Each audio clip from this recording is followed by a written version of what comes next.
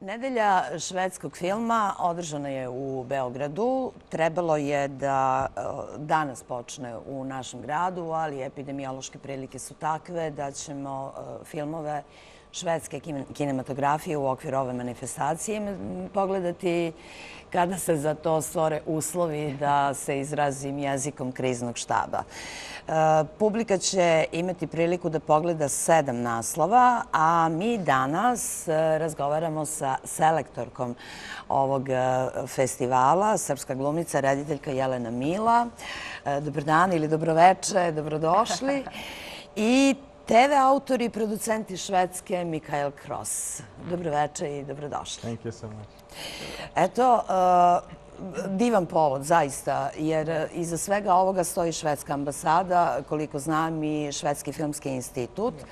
Ali meni je drago da možemo da, barem i na ovakav način, obeležimo početak kulturne godine Švedske, ako tako mogu da je nazovem, jer se Švedska ove godine upravo okreće prema promociji svoje kulture na našem prostoru.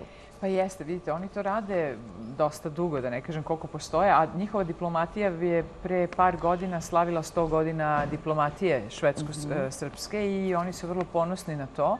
I ja sam zapravo saznala preko, nedavno nekog sam čula, ne mogu se setim ko, da, od ambasadorke koja je otvorila Annika Ben David.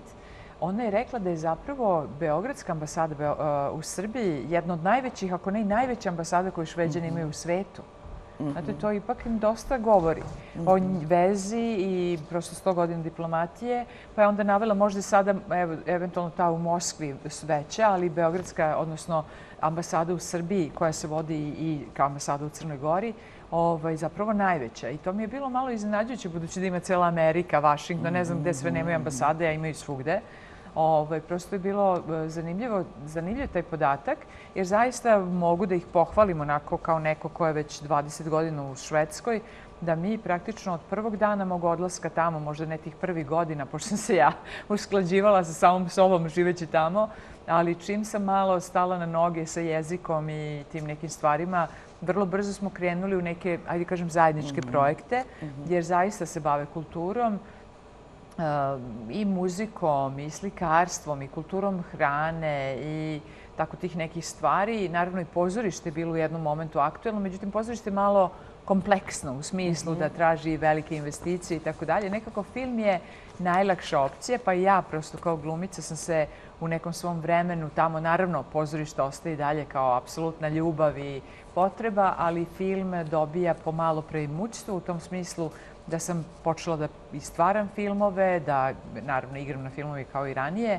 i da nekako posredujem u toj nekoj saradnji, ajde kažemo, Balkan, nordijske zemlje. Ja bih rekla da ste povezali krajnji sever sa jugom Evrope u tom nekom kreativnom smislu, jer osim što ste selektor Dana švedskog filma ovde kod nas, vi ste i osnovali, čini mi se, jedan divan festival balkanskog filma, ako se tako zove. Festival Novog balkanskog filma. Ovo nam je novi švedski film, a ovo je tamo festival Novog balkanskog filma. Pa da, znate kako, nekako pomalo pričam sad i ponavljam se, ali nije bilo mnogo filmova naših gore. I to me malo iznenadili, ipak smo Evropa, ipak su oni sever, mi smo jug, nije to Afrika, ne znam, Azija, pa da kažeš nema filmova. Budući da sam došla iz epicentra produkcije filmova na Balkanu, da ne kažem Srbije i tadašnje Jugoslavije, došla sam u neki epicentar, ajde kažemo, filmske produkcije nordijskih zemalja. Možda Danska sad malo prednjači, pošto su oni isto velika filmska sila, ali i Šveđani se ne daju, počev od starih reditelja, Šestroma i Maurica i Viktora, do Bergmana, pa i ovih novih dobitnika Kanskih nagrada, pa rekla bih i glumaca koji su dosta igrali po svetu, pre svega u Hollywoodu. Tako da u tom smislu prosto je bilo greota koliko smo mi prikazivali te gore filmove, znači naše filmove odavde, region, znači i Srbija, i Crna Gora, i Makedonija, znači cela bivša Jugoslavija, pa i Grci, pa Bugari, pa njima svima nedostaje, kako da vam kažem, jedna platforma u kojoj će malo prikazati to što imaju, jer njihovi festivali veliki su Stokholmski i Geteborgski festival, koji biraju uglavnom filmove koji su prošli neke festivale pre toga. To je ta neka mala inercija odabira filmova.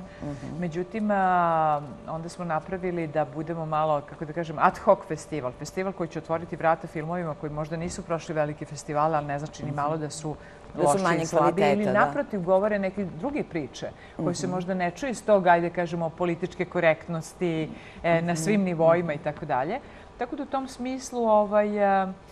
tom smislu, da, jedan deo filmove naše smo odneli gore, a onda smo, prosto ja sam ostavila potrebu da kolegama koji su na severu Evrope otvorim vrata da prikažu svoje filmove na jugu. Jer koliko je nama stalo filmskim stvaraocima odavde da prikažemo filmove svugde po svetu, naročito na severu Evrope, tako isto i Šveđanima i Nordicima stalo da, naravno, na velikim festivalima, ali zašto ne i nekim manjim festivalima na Balkanu, isto je velika stvar. Jasna stvar. Da nam se gost ne oseti zapostavljenim, dve žene u studiju, to je taman cela emisija. Mikael Kros je TV autor, to sam rekla, i filmski producent. Znamo ga i po seriji Alex, ali još bolje ćemo ga upoznati, čini mi se, po filmu koji je trebalo da otvori dane švedskog filma, to je Belo smeće, je li tako? Pa evo, možda naš gost da kaže, Belo smeće se bavi jednom temom koja nikome nije nepoznata, toga ima svuda u celom svetu. Naravno, belo smeće, već možete i da pretpostavite o čemu se radi, da je u pitanju neka narkomafija, neki kokain, nešto otprilike, nešto slično. Ali prosto, otkud interesovanje baš za takve teme, nije valjda da je to sada ta pojava u Švedskoj u ekspanziji, jer znam da skandinavski filmovi imaju neku posebnu notu koja ih razlikuje u odnosu na sve druge kinematografije. Da. Okej, Mikael, kort bara. Innan dess berättade jag lite om samarbete, Balkan Filmfestival och det samarbete mellan nordiska länder och Balkan och samarbete med ambassaden och så vidare. Men det som hon gillar, det är att din film skulle öppna festivalen här. För att tanken var att vi avslutar Belgrad och den första filmen blir faktiskt Vitt skräp. Och hon undrar, vi är vana här att föra en annan typ av filmer från Norden, typ som är lite mer meditativa, långsamma, du vet, sociala och sådär. Sen plötsligt kommer Vitt skräp, alltså, som är typ kanske liknar droger och sådär. Hur kom det sig att just den tema dyker som huvud, alltså som titel i din film? Det är en jättebra fråga, en intressant fråga. Den här filmen är lite grann som att du bara kastar in ett handgranat i ett rum och bara smäller av. För den är så pass, det är så olikt. Men sen själva tematiken i grunden handlar ju om, vi har ju en tematik i grunden som är, liksom, är gräset grönare på andra sidan. Ja. Det här sökandet efter någonting. Och sen så tyckte det var intressant med hela paketeringen. Jag gillar ju action, jag har gjort mycket actionsaker och spänning och du vet sådär. Så det kom ganska naturligt, och sen att det utspelar sig i början på 80-talet. Alla rökte sig hela tiden. Så det är en viss typ av form och känsla och ton, och det där hör ihop i allting. Och drogerna är också en sorts av gräset grönare på andra sidan. Drogen är också en sorts flykt för många människor. Just. Så att det var ju också kom ganska naturligt i det tematiken. En paradigm, kan man säga. Ja, det skulle man kunna säga. Da, pa hoće da kaže da zapravo Belo smeće je, evo da počnemo od kraja, neka forma paradigme. Zato što je on čovjek koji se uvijek zanimao za akciju, zanimali su ga žanrovi, znači krimi i nešto. I kaže da je cela priča krenula od toga što je htio da baci bombu. Na neki način, ne mogu reći u švedski film, bukvalno, nego prosto da baci nešto što je potpuno drugačije, što izlazi iz konteksta svega toga i time zainteresuje i publiku, kako god, ovako ili onako. I to je zapravo taj moment u kojem je on zapravo ubacio jednu temu o kojoj se ne priča mnogo, a onda je zapravo uvukao likove koji, kao i u životu, smatraju da je uvek zelenije tamo sa druge strane. Da tamo negde drugo je uvek bolje, čak i oni koji se vraćaju se zato što smatraju da će doći u nešto bolje, i oni koji odlaze u nešto bolje. Znači, jedna grupa junaka beži, druga grupa junaka ali svako beži iz nekog osnovnog stanja u neko novo stanje. Pa smatra da čak i droga kao takva je zapravo nemogućnost čoveka da se snađe u toj realnosti i bežanje od te realnosti. Tako da u tom smislu, eto to prosto i to belo smeće postala paradigma tog nekakvog nesnalaženja u realnosti takva kakva jeste. Filmovi na danima švedskog filma su snimani u prethodne 2 godine. Prosto i Belo smeće je snimano u jedno nemoguće doba. Koliko je to moglo da poremeti plan da se napravi ta jedna filmska revolucija? Aha, da, i revolucija. Sa ovim filmom. Okej, eftersom sista 2 år har vi svår situation. Och hon undrar under inspelningsperioden och att bestämma sig att göra premiär just under pandemi. Och det är också en sorts bomb på det sättet att det vill skaka på annorlunda omvärlden. Definitivt, pandemin satte ju många käppar i hjulet för oss. Och vi hade ju filmpremiär vi är första filmen som hade premiär under pandemi. Och jag menar 2 dagar innan premiären, det här var en stor premiär över hela Sverige. 2 dagar innan så visste vi inte om vi skulle få klartecken på att köra igång det och att det skulle gå ut till exempel. Så att pandemin påverkade ju väldigt mycket i hela processen av att få ut filmen, definitivt. Men alla som har jobbat med filmen är otroligt stolta över resultatet och är glada över hur den blev. Vilket det är det viktigaste, trots situationen. Ja. Så är det, och alla har hälsan i behåll också, så att det är viktigt. Men... Pa kaže da u principu svi planovi koji su imali kad su završili film, koji je zapravo bio nešto ranije završen, ali su čekali prosto moment da izađu sa premijerom. I kaže da 2 dana pre početka premijere pojma nisu imali da li će biti premijere ili neće. Čekali su, kako da kažemo, zeleni znak da mogu da krenu sa svim tim. Tako da u suštini jeste bila neka forma bombe. U tom smislu da niko nije verovao da će se desiti, kad će se desiti i kako će se desiti. Tako da je zapravo srećan i on kao producent, ali i svi učesnici samog filma su prosto ponosni da su smogli snage da u tom, uslovno rečeno nevremenu, jer to je bila prošla godina, mislim da je bio jun ili jul. Var det jun eller juli? Ja, det är en bra fråga. Jag tror att det var i juni, men jag är lite osäker faktiskt. Juni, okej. Juni ili juli. Prosto su svi željno čekali da se nešto desi. Znači, govorimo o prošlom letu. I kako je on i ranije govorio, sad nije to pomenuo, ali znamo iz prethodnog razgovora da je zapravo to bila prva premijera u vremenu pandemije. Film koji je rađen prethodnih godina, da je praktično probio taj led i uradio premijeru napravio premijeru u celoj zemlji. Koliko takvih priča ima trenutno u švedskoj kinematografiji? Pretpostavljam da Mikael Kross kao producent nije jedini koji se zanimao za upravo takvu temu. Jer znamo da skandinavski filmovi uglavnom donose neke drame, neke spore dijaloge, ja bih rekla, i bave se nekako dušom, više dušom čoveka. Tako sam ih ja bar doživjela, ne znam. Alltså, programledare undrar, för att vi är vana att se långa repliker, meditativa tankar, känslor som glider djupa och långsmälda, du vet, och sådär. Hon fortfarande undrar, finns det fler skapare som jobbar åt det håll du gör?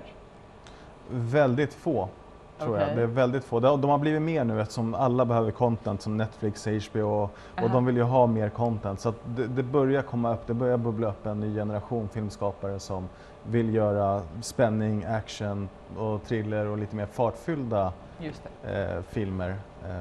För det behövs ju. Det har varit lite, jag håller med henne. Det har varit lite för mycket den typen av sega, långa, utdragna. Och jag stänger ju av på 2 sekunder när det är sånt. Så att det, ja.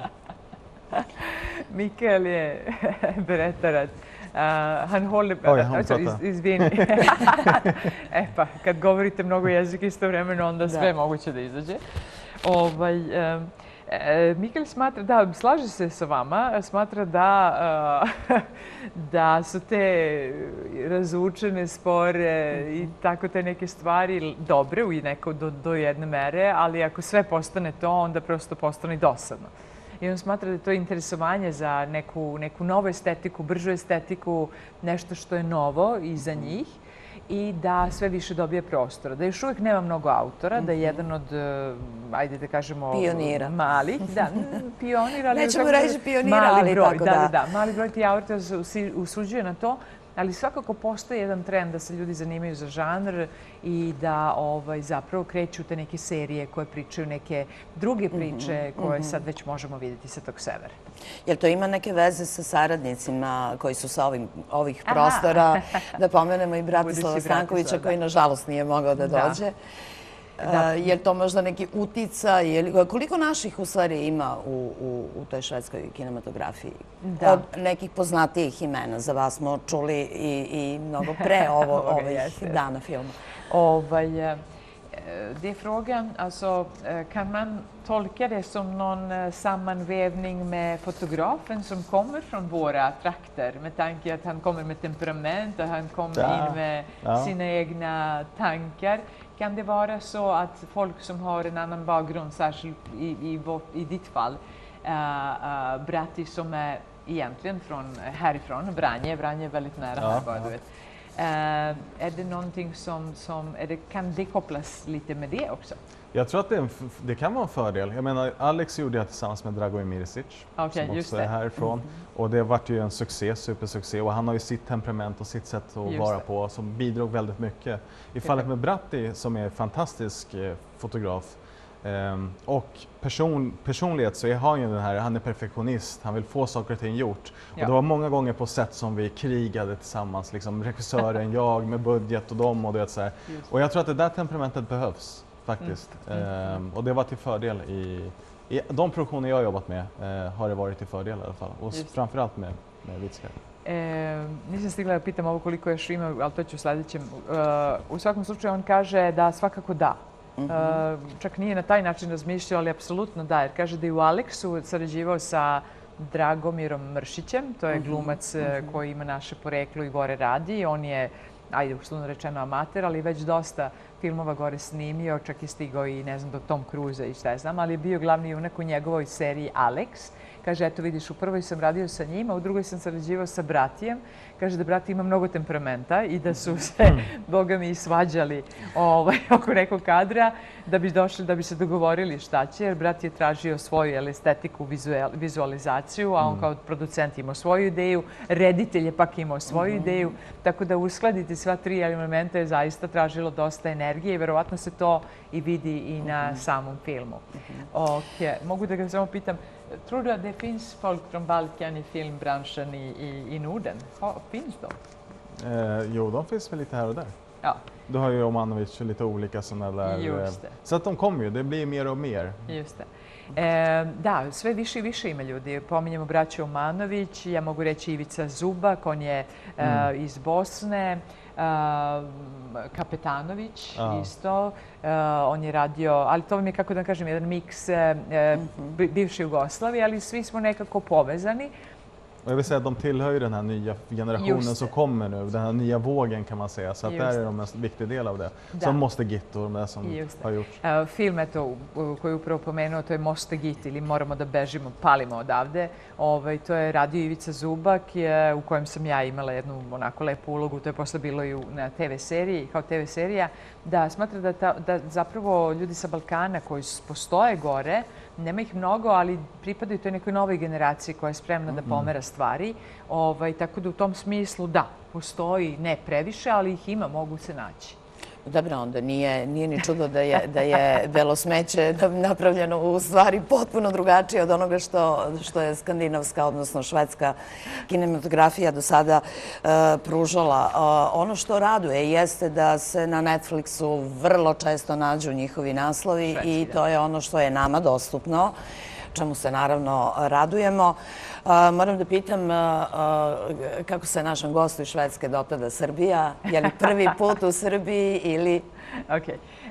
Hon tyckte att alltså Brattis närvaro, det är själv det är självklart att ni skapade en helt annorlunda film om ni hade såna vibes alltså in i filmskapandet. Och andra frågor var det som följer efter det, typ att hur upplever du Serbien? Hur har du klarat av att finnas här i några dagar?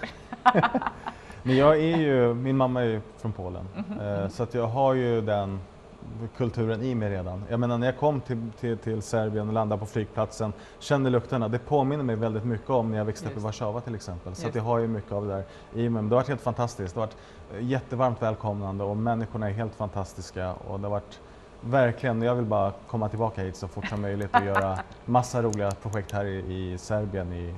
Ja, verkligen. Ja. Zapravo on kaže da je fantastično. Njegova majka je iz Poljske i on je zapravo kad je sletao na aerodrom osjetio miris nečega što je prepoznavao iz detinjstva. Imao je fantastičan prijem ovde, iznenađen je, apsolutno prijetno, jedva čeka način da dođe ponovo ovde da radi jer smatra da postoje projekti koje će ovde apsolutno imati smisla da se uradi. Jelena, mislim da ste vi povukli nogu pre 10 godina radeći na onom festivalu, spajajući sever i jug i nadam se da će se to i nastaviti. Hoćete li doći letos na filmske susrete? Apsolutno.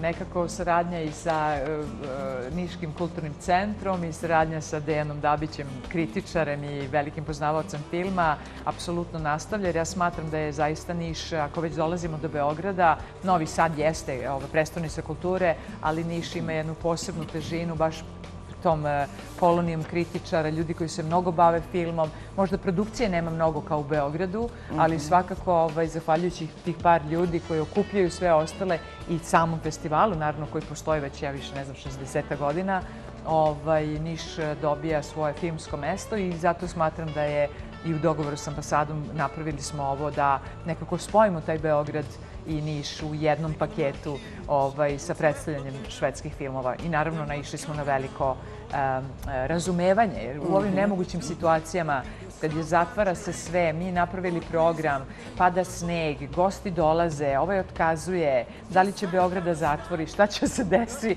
ja i Dejan razmišljamo kako mi da ipak nešto uradimo u Nišu, iako je sve nemoguće. Tako da evo, stigli smo danas popodne i već sutra ujutru Mika se sprema, uzeli smo antigen test, on preko Minhena nastavlja dalje put za Stockholm da stigne na svoje obaveze dalje. Tako da smo na neki način, mogu reći, misija je uspela.